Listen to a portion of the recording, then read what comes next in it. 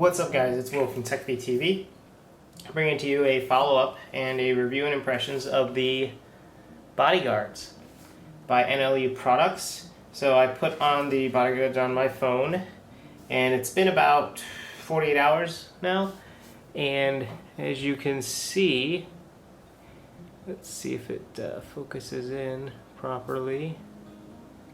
There we go. There is still a little bit of haze, but I was told, according to the directions, that should clear up very soon.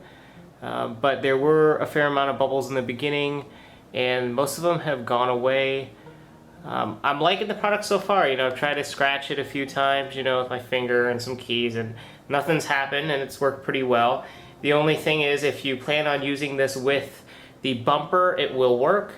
But some cases, even that just additional thickness will cause it to not be able to fit in a case properly. So if you plan on using a case with this, depends on the case, test it out before anything, and just be really careful because it might lift some of the film from your case.